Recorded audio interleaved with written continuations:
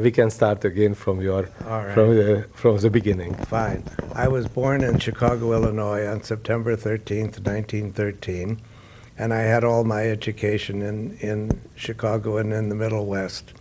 And I went to the University of Chicago in 1930.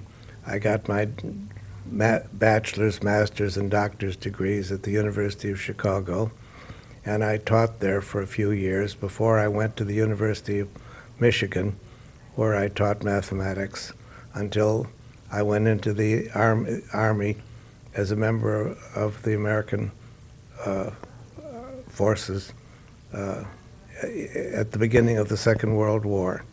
In the University of Michigan has now Marina von Neumann is now the professor of the University of Michigan too now. That's exactly right, yes. I had forgotten about that, but of course that's the way it is. So it is a what's a big tradition. It is a big tradition, and we're keeping these things together. Yeah. Now, while I was at Chicago, I became the assistant to the chairman of the mathematics department, and he became ill, and I taught his courses. During the First World War, he had been at Aberdeen Proving Ground and prepared firing and bombing tables there in that period. And when he became ill, I taught his courses. And he had written a book on ballistics and the calculation of tables. And I taught this, so I was very familiar with these things. So when I went in the Army brought me to Aberdeen and put me into the Ballistic Research Laboratory, where I was one of the officers who was responsible for producing these tables. But you were not an active officer, you were a temporary officer during the Second War, not? That's right. I was in the Army for 4 years, or whatever. And the Ballistic Research Laboratory had a branch in Philadelphia because it didn't have enough people to use the electromechanical computers of that day to do the tables. And so they founded a branch in Philadelphia, and I was put in charge of the Philadelphia branch, where we had a Vannevar Bush differential analyzer and about 80 young ladies who ran these computing machines. And while I was there, I met a number of people, one of whom was a man named John W. Mauchley, who had been a professor, he'd been an assistant professor, I guess, of physics at Ursinus College and had transferred to the University of Pennsylvania. He was interested in weather prediction, statistical weather prediction, and as you pointed out earlier, this was a common connection with Johnny von Neumann, whose interest in this subject was deep and profound and had a tremendous effect on the whole world. Sometimes I usually used to think that I don't know that which was a bigger interest in Johnny, the interest to solve the problem of the weather forecast, or to create a computer which can solve this problem. Right. I think both of these were major points in his life. In any case, as soon as I heard about this proposal of Mauchley's, I adopted it, and I got the money from the United States government to fund the project. So you were who went to the United States government and to say that, okay, it would be necessary such money, and I would like to develop a computer, an electronic computer, Right. So it was you who fighting for such sponsorship by the government? Yes, that's exactly right. It was I who did it, and that started the project. And then the other person I had met there was a young electrical engineer of absolutely brilliant capabilities named Eckert. J. Presper Eckert Jr. Yes. And it was he who carried through the engineering with the assistance of a group of about 20 remarkable young people. And did you know that in the same time, more or less the same time, the German army was going a similar development by Zuse,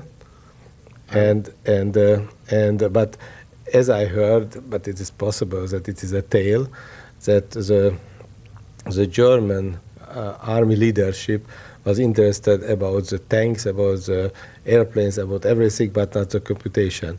Probably the American leadership, so I don't know what is the American expression, what's the name of the group of the officers on the top. So probably they were more intelligent than the Germans, because they understood and they give money you to develop a very fast computation equipment. Yes, that certainly must have been the case.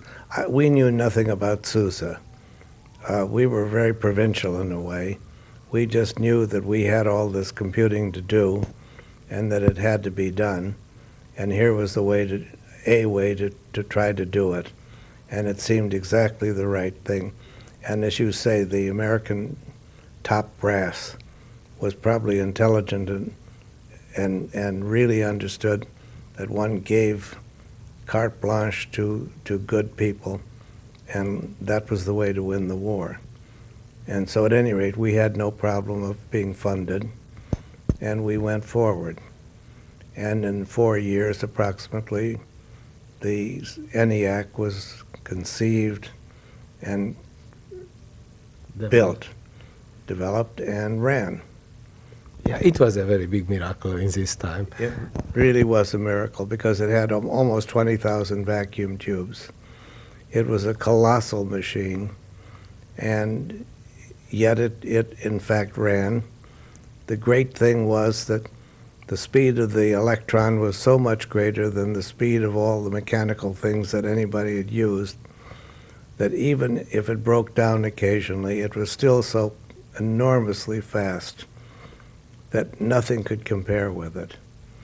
And at that time, while the machine was in progress, I ran into a then young scientist from the Institute for Advanced Study named John von Neumann, who was a consultant to Aberdeen Proving Ground, and we ran into each other on the railroad station at Aberdeen, and he, in a very kindly way, asked me what I was engaged in, and I told him, and he became, to my astonishment, incredibly interested.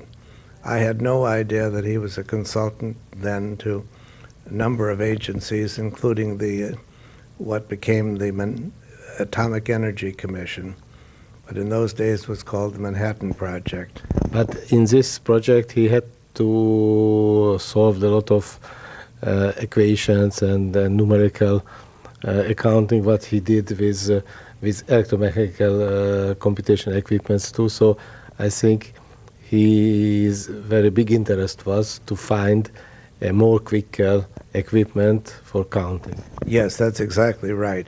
His computational needs were enormous, but I was unaware of that at first. And the whole trip from Aberdeen to Philadelphia, where I got off and he went on to Princeton, we spent in talking about this machine which we were building. So you trained completely John von Neumann in the very early computer science. That's right. And I asked him then to join with us, and he immediately did.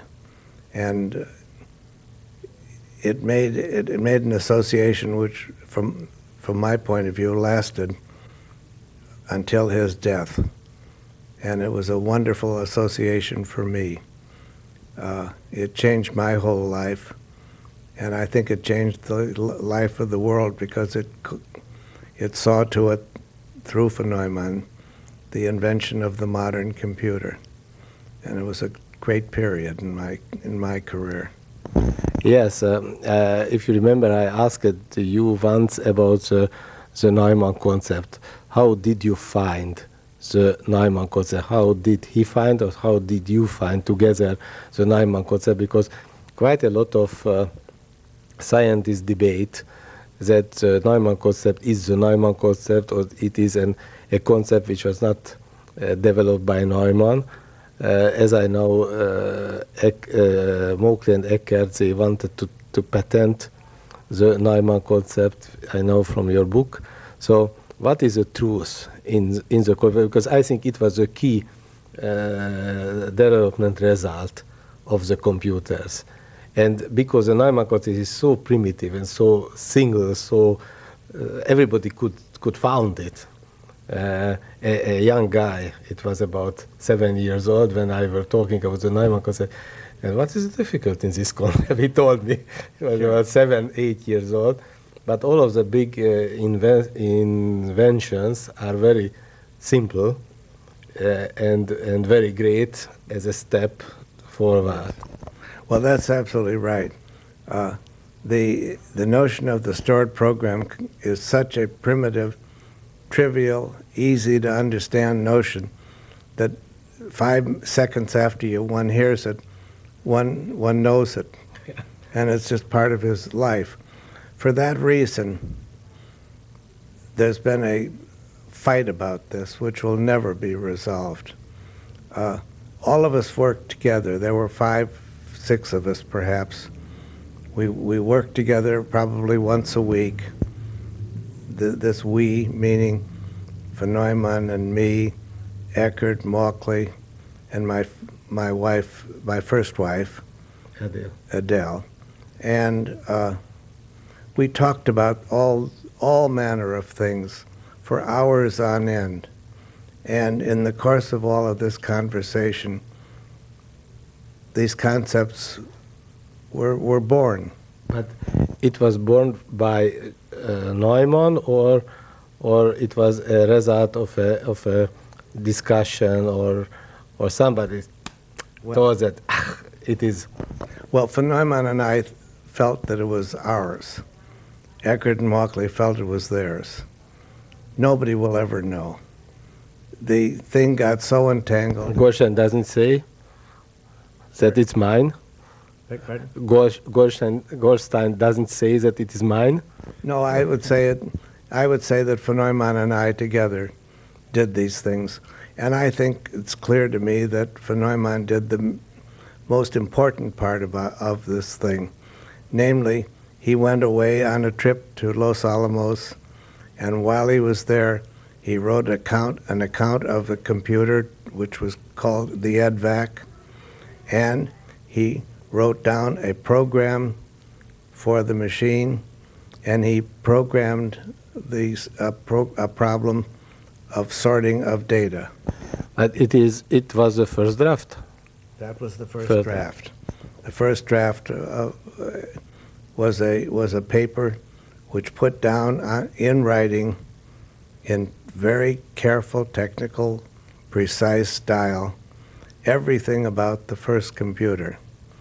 My contribution really was only very small part of that, and then some years later, von Neumann and I wrote a series of reports on what is now essentially the modern computer, in which we designed the machine, we programmed the machine, and we argued the merits of various ideas. As I know, you were who developed the flowchart first. That's right, I did. This was just a way of depicting programs in a geometrical way, which I think had a fair amount of influence. But at any rate, the point, I guess, is that there's so much controversy surrounding that one idea of the stored program and its consequences that it'll never be decided. There will always be adherents of both sides, and it's not very important because there's infinite amount of credit, and you can always divide an infinite amount into many pieces without detracting from anybody. It was a shame that it splintered friendships, because Eckert was a remarkable man, and it would have been very nice, both from von Neumann's point of view and mine, had our friendships lasted. But it didn't. As you know, von Neumann and I went off. I got out of the Army, and we started a computing project at the Institute for Advanced Study. And that was very fruitful. Eckert and Walkley went off into business, and they had a career which was quite successful and resulted in the so-called UNIVAC. Gesundheit. Sorry. Yeah. And thank you. I guess that then Johnny von Neumann and I did a number of things. Well, one of the things von Neumann did was to begin to develop his great interest in numerical weather prediction. And that, from there, he went on to Washington, where he became a consultant to the President of the United States, and he had a profound influence on the policies of the post-war world. He was a confidant in many ways of President Eisenhower, and he probably brought more brains and insight into the councils of our government than almost anybody else that I can think of. Yes, it was a paper in Budapest, which paper was written that it was a moment when Neumann lost his scientific career, because he liked better. You wrote also in your books that he liked better the very golden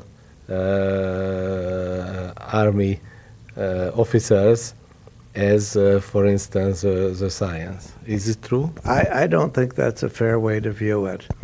I think that he understood that he had great ability in what you might call operational analysis.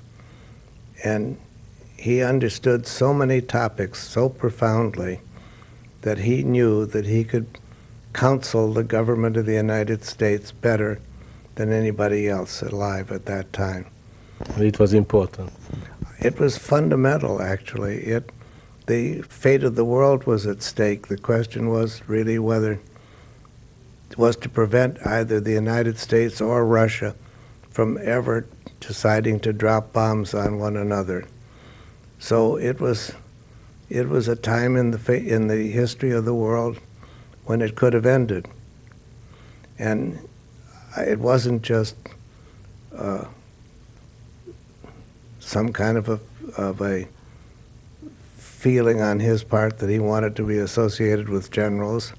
I don't think that was really at all the fundamental point. He certainly liked the trappings that went with good living, and it was not an aim, but it looks like it was impressive for him to be the advisor of the president. It was impressive for him to be the advisor of the three parts of the army, the Marines, the Air Force, and yes, that's exactly right. I think, well, there's another example, which is Todor von Karman. He also was an advisor to great and important military people, to the Air Force primarily. But he did that not, I think, because of that he liked to be around men with many stars on their shoulders. He did it because he really knew more about aerodynamics than anybody else who was alive at that time. And as a concomitant of that, he attained riches and power, but he never abused these things. He used them for the good of the United States. And so I don't think it's a fair criticism of von Neumann that he left mathematics because he wanted to be courted by people in power. I think that was not fair at all. Now, returning to the first computer, to the IAS, for me it is really a very fantastic thing that The first Neumann concept computer was born not in United States, was born in Britain, the EDSAC, because the EDSAC was the first computer which used the Neumann concept, and the grandfather, the EDVAC, and probably the nephew, the IS machine, which was copied by Wilkes, was ready a little bit later as EDSAC. What was the story of that very funny situation? Well, the story really was that at the Institute for Advanced Study, we started from nothing. The Institute for Advanced Study originally had a policy that would have no experimental work. So we came into the place, and there wasn't even a slide rule. There was no such a thing as a resistor or a condenser or a vacuum tube in the building. We had to build a laboratory. We had to hire engineers. Bigelow, for instance. Bigelow was hired as the chief engineer of the project on the advice of Norbert Wiener from MIT. Everything had to be started, and it began to move forward. But Bigelow was a perfectionist, and things didn't move as rapidly as at least I would have liked, because Bigelow always wanted things to be perfect. This man, Maurice Wilkes from Cambridge University in England, came along, and he was very interested in what we were doing. He is a very intelligent man. He formed a group at the university in England, and they built a machine before we finished. And it went into operation, and that was really very nice. I don't think we felt any resentment toward him. I don't know what his feelings were toward us. But in any case, this is just one of the facts of life. We went on the air. Yeah. So Bigelow was a... Oh, yes. Bigelow, so when I checked last time, I spent about 5 hours with IS computer. I checked, they permit me to go closed, and I could a little bit take some photos. And it is really an excellent engineering work. So it is, I don't believe, because some years later we constructed our computer in Budapest, so I could evaluate the technology of this time. Right. It was, I think, constructed on a higher technology as normally was. Yes, I think Bigelow, for example, did a marvelous job with the circuitry. And I think Pomerin's design of the Williams tubes was beautiful. But it was a Williams tube was the second memory of the computer, because first it was a delay line, not? You never used delay line? We never used delay lines. That was Eckert and Walkley who did that. But but it was planned to that one too in the beginning, not? No, we always had it in our minds that it would be a type of cathode ray tube. Mm-hmm. And first we had worked in collaboration with the RCA company for something called the Selectron, which was a tube on the face of which was to be stored information by a very complicated arrangement. And the only machine that was ever built using those tubes was a copy of the Institute computer, which was built by the so-called RAND Corporation. And that was put out by Willis Ware. And I'm trying to remember the name. Maybe it was called no, I just don't remember. Mm-hmm. But at any rate, Pomerin was responsible for that Williams tube. That was a type of cathode ray tube which was developed initially by a man named Frederick Williams at Manchester University in England. And Bigelow went over there. As soon as we heard about this development, Bigelow went over there and saw the project, and it was he who got Pomerene to start working on that. And that was our salvation. And that computer, as I say, was built at it was really the joint work of Bigelow and Pomerene on the engineering side. And it served very well. It did great deal of work, not only on numerical weather prediction, but many, many other things. How long time was this computer used by the IAS? Well, I left IAS in '58, I guess it was, and then the institute turned it over to Princeton University, and it stayed at Princeton University for a relatively short time, and by that time computers were being manufactured by companies like IBM, and so Princeton very wisely got rid of the computer, and it gave it to the Smithsonian and bought so it was about 60 or yes, or 80, 59 or such? I think 59, 60, somewhere in that period, yes. And that was just the right period for getting out of homemade computers and into commercial computers in America. Yes, we wanted also to give our first computer to the Hungarian, not the National Technical Museum, Right. but they refused it. They thought that we store here only 100 years old pieces, you know. It's true. That's really very, very short-sighted, isn't it? But at any rate, I guess the Smithsonian Museum in the United States is a little wiser than that. And well, I haven't been down there, but you have.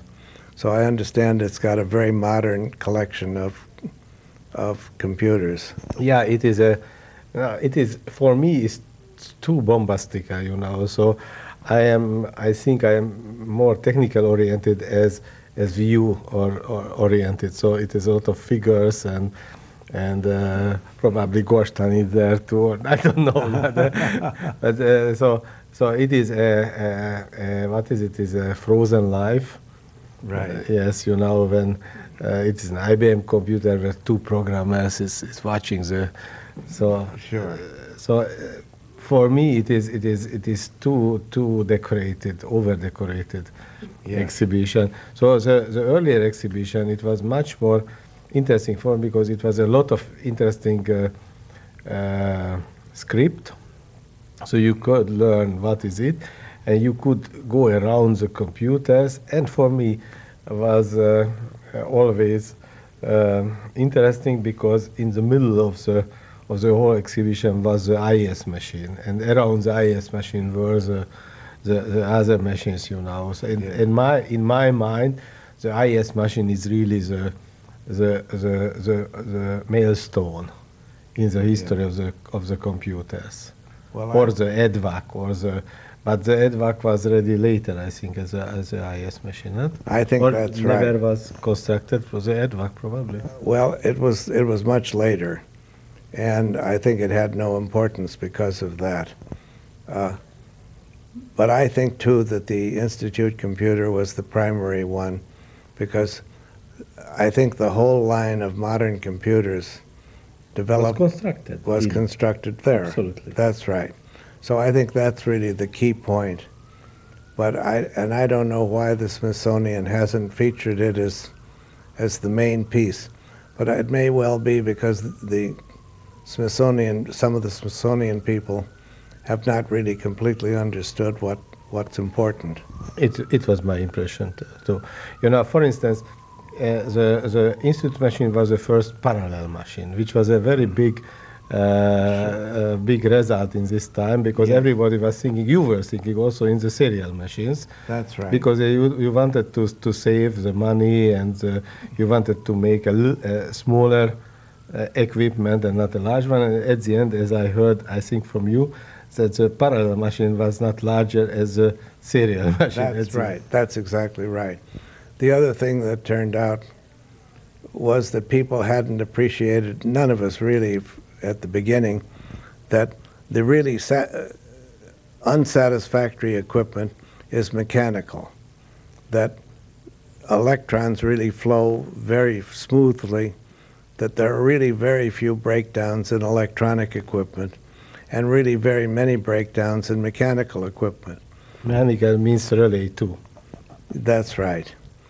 I remember we had Johnny von Neumann and I had an argument with the man at Harvard, a man named Howard Aiken, who had been building computers there. Mark number one, Mark number two. But at the end he changed also to the electrical. He finally did, but at the beginning he felt that the way to go was by mechanical things, that they were slow but very reliable. Yes, because you could see when the relay was switched, and you cannot see anything in the tube. That's right. But the number of mistakes that the relay would make was enormous compared to the number of mistakes that a flip-flop would make. And it took a long time for Aiken to appreciate that fact. And when he did appreciate it, he threw away the mechanical equipment and built electronic computers. And the whole world did that.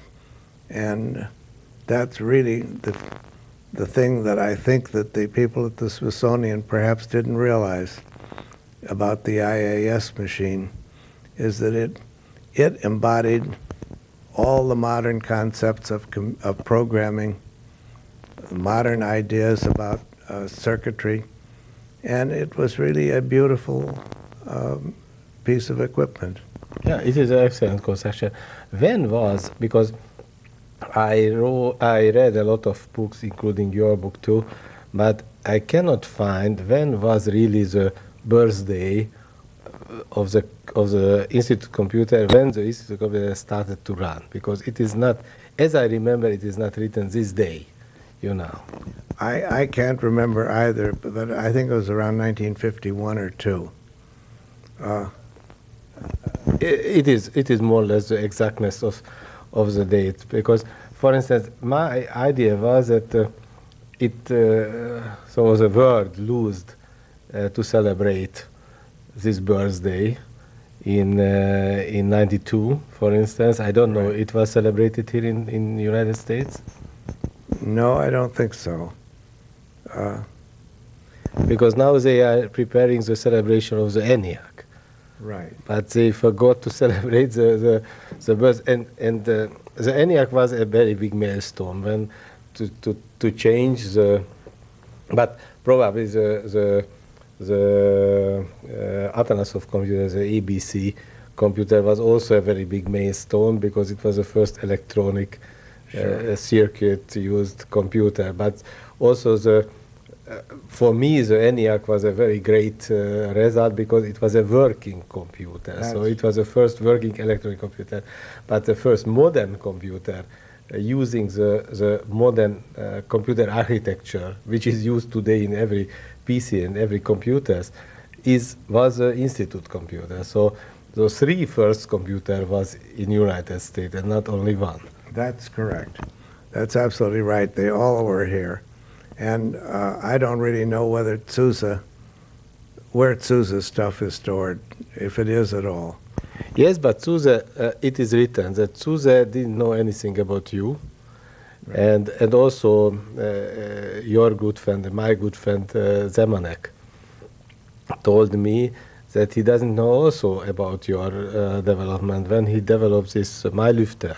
Yes. It was his own idea, but he used the Neumann concept, but without knowledge about Neumann concept. Or, for instance, in Hungary, László Kozma, who constructed a relay computer, but using the Neumann concept, he was in prison, so he didn't know anything about you.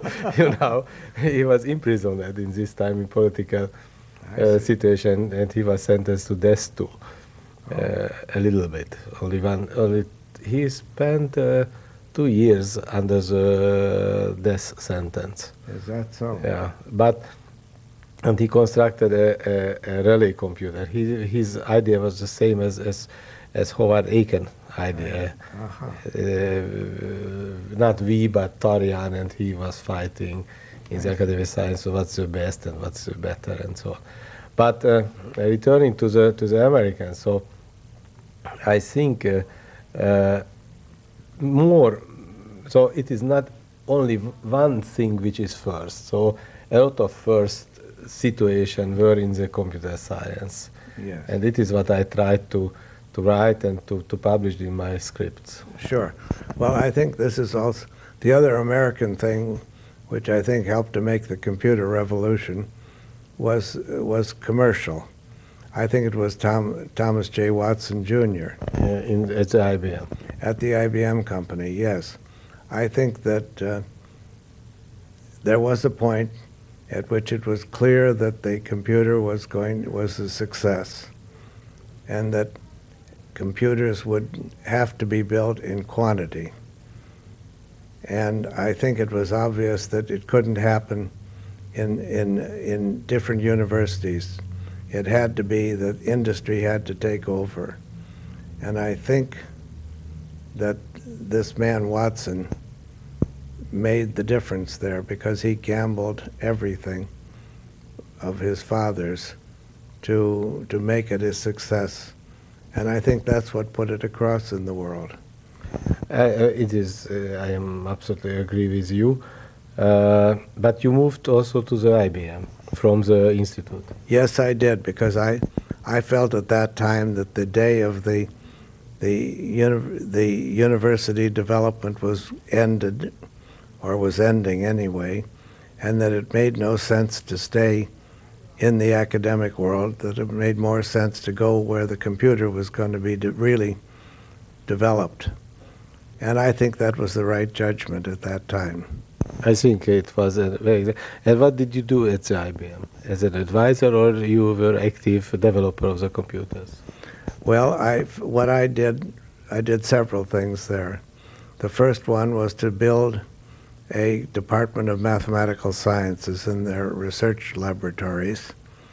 And I'm very proud of that department, because the Harvard Business School surveyed the different research laboratories in America and decided that the finest mathematical sciences department was the one I established. And then I became what was called the Director of Scientific Development for IBM for a while. Here near to New York, in what's the name of? White Plains. White Plains, yes. That's right. And after a few years there, I became what was called an IBM Fellow, which was just an honorary post in which I was able to do whatever I wanted. And I began to write a book about the history of the computer. It was the computer from Pascal to von Neumann? Yes, it was. That was the book that you and I together, in a sense, wrote. I wrote it in English and you wrote it in Hungarian. Yeah. And it was a big pleasure for me. It was a pleasure for me too. And I'm very proud of that book. In fact, I think it was last year, it was reprinted by Princeton Press. It was originally published in 1972, and last year, or the year before last, it ran out of print. And so they printed a new edition of it. And it still sells very well all over the world. And I think it is one of the bestseller of the computer history books. Well, I think it had the advantage that by accident I had kept all the records for all of the Army correspondence on the ENIAC, all the correspondence on the Institute for Advanced Computer, on the EDVAC as well as the ENIAC and the IAS machine. So I had, and also the early developments at IBM. So I had all of this correspondence. So the book represented facts which I was able to cull from the correspondence and pamphlets and books and things. And so it wasn't a matter of opinion or of half remembering of things or exaggerating, but it was a matter of fact, and I was very proud of that as a result. And all those papers I divided, well, the majority of them I gave to a Hampshire college, which is a school in the Connecticut Valley, and the balance I gave to the Library of the American Philosophical Society. And so those things are available to any other scholar who wants to. Yes, when I read first this book, it was a funny thing. You sent me after your first visit, and you sent me this first edition. You know, this large, not the paper book.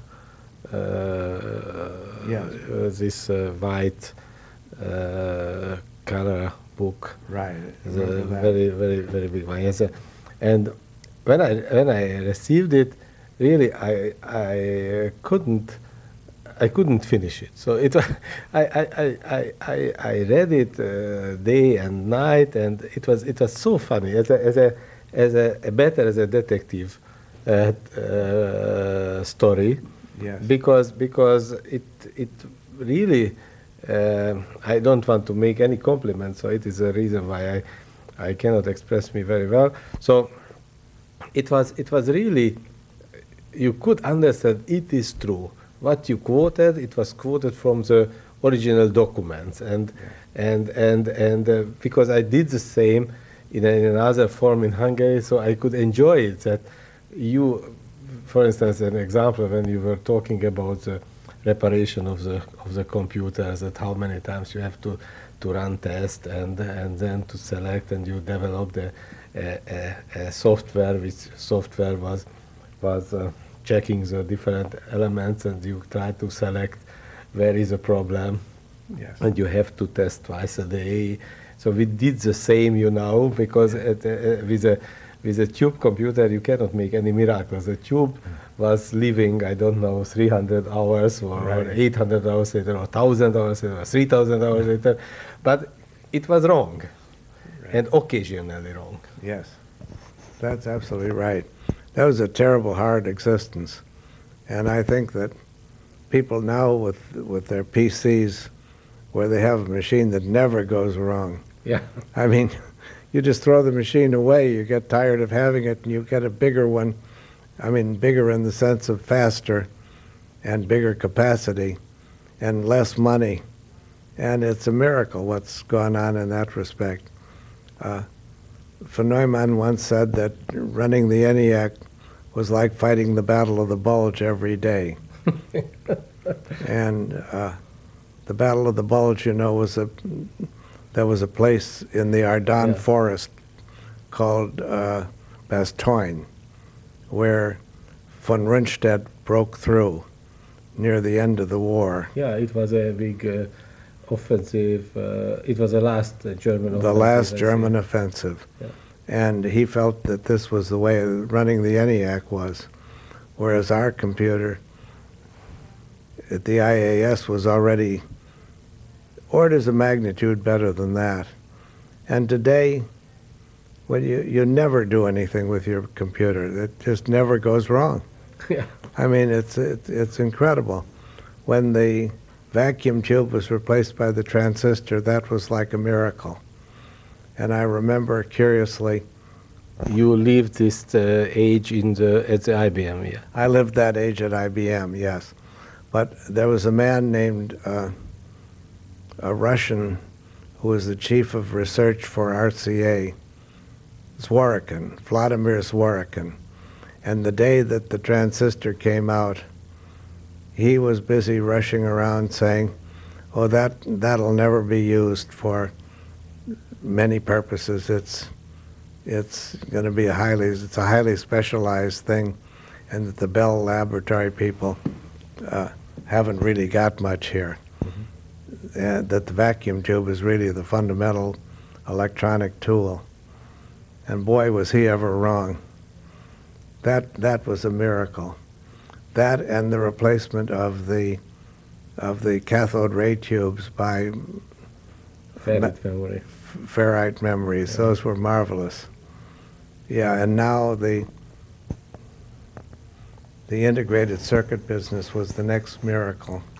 On Tuesday I hope I will meet with Andrew Grove, Oh, yes. with a CEO of Intel. Intel. He's Hungarian. Oh, is he? Yeah, Oh, and I hope he invited me, or Intel invited me here now to. oh, Yes, and it will be the PC Expo in New York, and he will be the invited speaker. oh, wonderful. And I hope that I could talk with him too. And really, it is funny. Just now, in the journals is the last one is a history of the Intel. It is also a miracle. Oh, that is marvelous. How could they arrive from the four integrated elements to the 3.5 millions on the same? Yeah. It's marvelous. It's unbelievable, and of course he'll tell that story to you because he knows it so well. That's wonderful. Yeah. Yeah. And did you visit this Intel? No, I've never been there. And would you like to visit this? Well, I'm getting so old; it's hard for me to visit anything. No, you are talking always so old, but No, sometime in age, yes, but not in nature. And well, sometime I would like to see the Intel thing. Yes. no, I try to organize such Oh, that's very interesting. meeting. Sure, that would Yeah. be fun. I am your bad ghost because I organized the first meeting with Niklas too. You remember? Right. Right. True. Yeah. Now, so we arrived to the IBM, and you Right. became a fellow of the IBM, Right. and you have got a very big freedom at the IBM, and you Right. wrote your book. And Right. what after the book? I went back to the Institute for Advanced Study, and I wrote a number of histories of phases of mathematics. Mhm. The last one of which was I edited one volume of a history of the Bernoulli family mathematical works. Bernoulli, who developed this Bernoulli concept, Well, the Bernoullis were a family. the physician. Well, it's a family that is still to this day there are Bernoullis. It's one of the examples of genius descending from father to son and right down the line. So they've been great mathematicians and physicists ever since about Newton's time. Mhm. And I did a volume of that. I've done a history of the calculus of variations, history of numerical analysis, and I've done tables of new and full moons for archaeologists who are interested in Sumerian and Babylonian tablets. And also the same tables are used by people who are interested in Arabic scripts.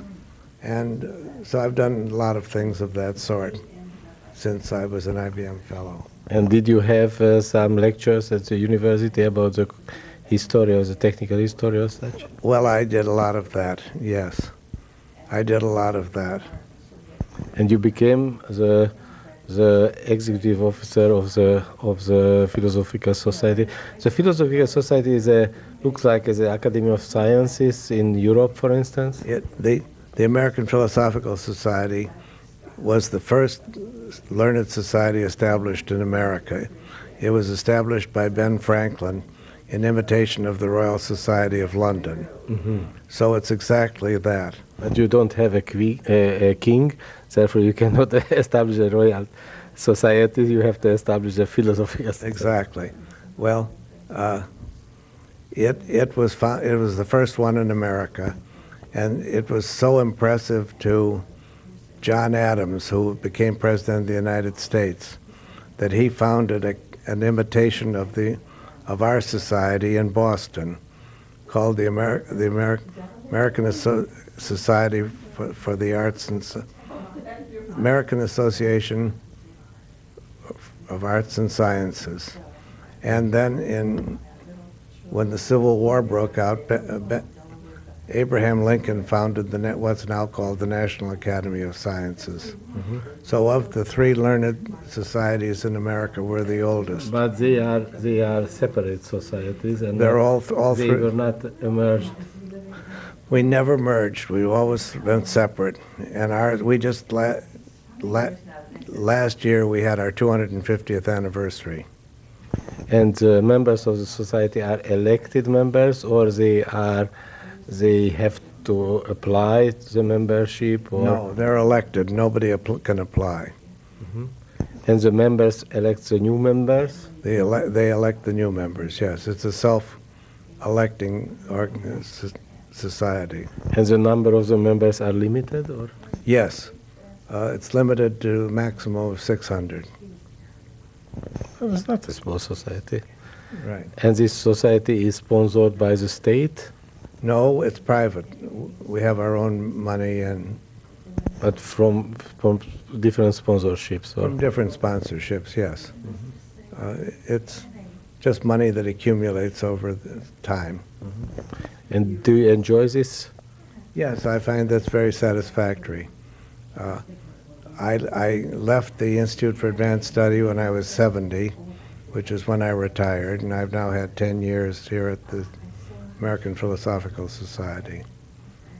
And it's a different sort of an occupation, but a fun one. So I wish you the best Oh, to that one. And today we didn't talk a lot about Johnny, but I was really absolutely hectic when I found that we met, I don't know, about 20 years ago, and I don't know anything about your activity because we were talking always Johnny, Right. and nothing about you. So Well, that's very nice of you to record this. yeah, I would like, and I will copy this record, Oh, and good. then I will send you That's very nice. this record because I would like to keep it as a souvenir, but I would like to show you to the Hungarian Oh, that's very nice. television, and I usually used to use this video for my lectures because I used to quote.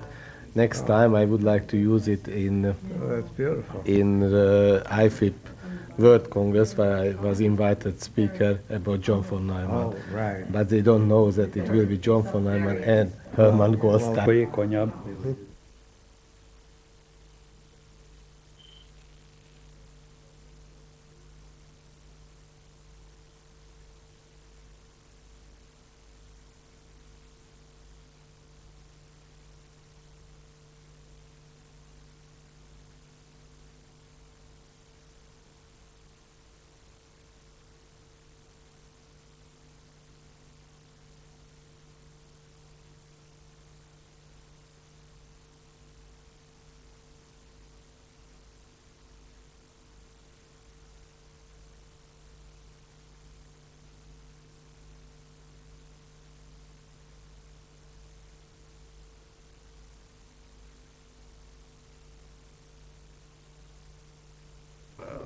Voltak éppen én most arról szeretnélek megkérdezni, van ez a könyved, amit én nagyon szeretnék kiadni Pesten, és hogyha erről beszélnénk. Tehát mi inspirált téged ennek a könyvnek a megírására, ugye, amelyiknek valahogy az a címe, hogy Neumann János, ahogy az öccse látja. Ugye? Valahogy így van a címe. Úgy van, az inspirálta a könyv megírására, hogy nem sokat tudnak Neumann Jánosnak a korai ifjúsági, tudományos, családi, nevelési, iskolai hátteréről. És az persze ugyanaz volt az én számomra, mint az ő számára. Ugyancsak nem nagyon sokat tudnak Neumann Jánosnak a filozófiai gondolatairól, mint hogy aránylag korán hunyt el 53 éves korában, amikor más tudósok, mivel elérik a 90. vagy 100. korukat, elkezdik írni a önéletrajzukat, és azt soha nem írta. Úgyhogy nem volt sok ismeretes a filozófiai magángondolatairól, noha, és az se volt ismeretes, hogy neki voltak előadása és cikkei, amelyeket nem matematikai közönségnek, hanem a nagy közönségnek szánt. Ezek ugyan ki vannak adva, de nem nagyon ismeretesek. Úgyhogy ebből a szempontból gondoltam, hogy hozzá tudok járulni egy jövőbeli életrajzírónak az anyagaihoz, amit sok olyan hozzájárulással, amit nem ismernek. És hát leírva a közös iskolai, családi hátterei, európai utazási és édesapámnak a hivatalos működési hatáskörét, és olyan következtetésekre jutottam, hogy mik voltak a Jánosnak a filozófiai alapelvei. A tudományos alapelveikről ezt már mások megírták, az nem az én szakmám, de a filozófiai igen. Úgyhogy ilyen szempontokból tárgyaltam azt, hogy az első alapelve a to do the impossible, a lehetetlent megvalósítani. És ez jellemezte a matematikai tevékenységét is, hogy rendszerint csak olyan témákban dolgozott, alkalmazott matematikában, elhagyva a tiszta, elvont matematikáját, amit az addig ismert körülmények között nem lehetett megvalósítani, mint például amit aztán később csak a számítógépek nagy sebességével lehetett elérni. Ez újdonság volt az ő korában. Mármint ez a numerikus matematika, tehát mindent ki lehet számítani alapon. Igen, a numerical analysis, vagy tipikus példája a numerical meteorology, ami az ő korában addig nem tudományos statisztikán alapult, hanem csak az előző évek hasonló mellékkörülményei. Az ő működése bevezetve a numerical meteorology-t, amit a számítógépek sebessége nélkül nem lehetett volna megoldani. Tulajdonképpen az életében nem is sikerült megoldani igazándiból, csak elkezdte, és bebizonyította, hogy lehet ilyet csinálni, mert akkor még a számítógépek nem voltak olyan fejlettek, mint most, és ennek következtében azért annyi mindent nem tudtak kiszámolni, ha jól tudom. Úgy van, és az kezdődött el a háromdimenziós, globális időjóslás, igennek a modelljája, ami csak előre haladott, magasabb rangú statisztikával lehetett. A másik